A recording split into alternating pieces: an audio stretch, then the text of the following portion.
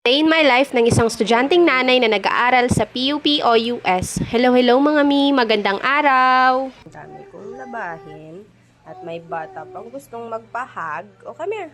Hug. Love you. Lunes na naman, ngarag na naman ang estudyanteng nanay na to. Charis! So, 3 weeks na simula nung nag-start yung pasukan namin at sobrang dama ko na yung mga gagawin namin this sem.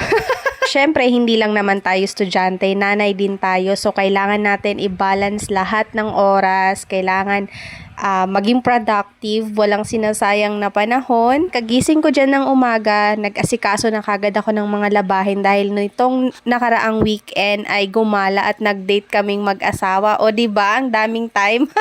Anyways, nag-uulan din kasi kaya hindi ko yan matodo maglabas sa labas dahil wala kaming masasampayan dito sa bahay at yung garahe namin wala din siyang bubong. Lalo na nitong mga nakarang panahon, ang hirap magsampay tsaka dito sa loob ng bahay minsan kumukulob kaya bumibili na lang talaga kami ng humidifier para kahit papano mabawasan yung moist sa loob ng bahay. Tuwa nga rin ako dito sa binili kong sabon kasi dati sa Sabon Depot kami at hindi ko na nagustuhan yung consistency nung liquid detergent nila. Nag-switch ako dito sa Champion na liquid detergent kasi mas maganda yung consistency at saka mura din.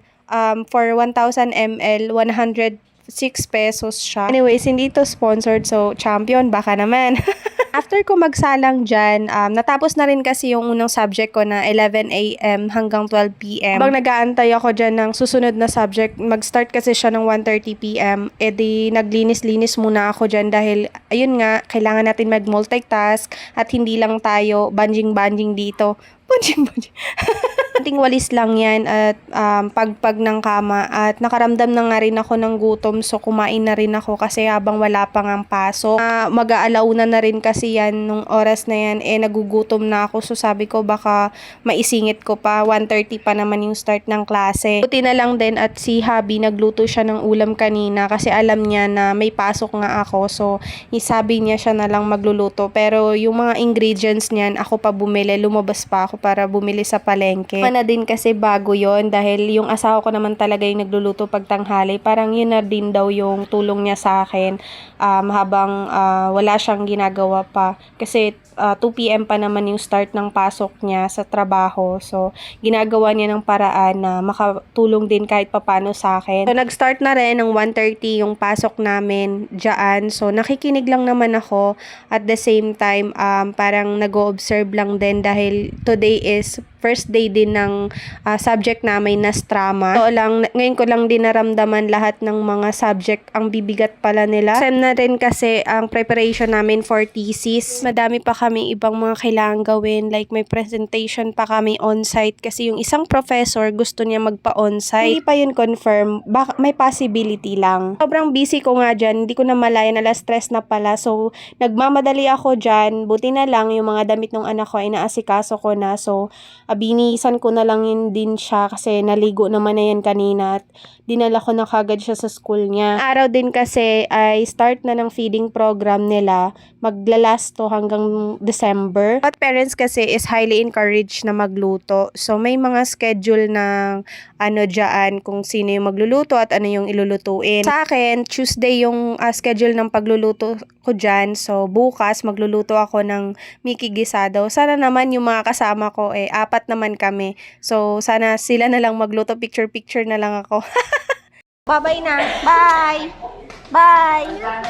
Bye na. Bye!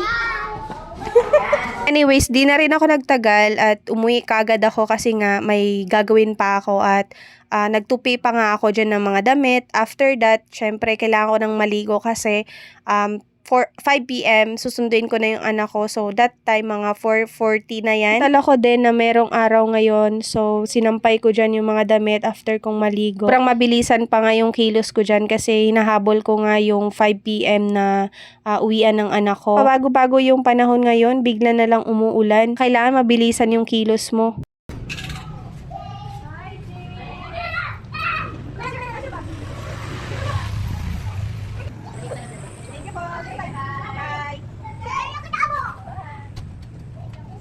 Pagka-uwi ko galing sa sundo, wala na agad akong sinayang na oras kasi nga bawat minuto o oras ay mahalaga. So, pinaliguan ko na kagad din siya at inasikaso kasi nga gusto ko pagka-uwi niya galing sa school, pinapaliguan ko siya para iwas yung sakit. Sakitin din kasi siya at may hika kaya gusto ko kahit papano ma-refresh siya at saka iwas bacteria.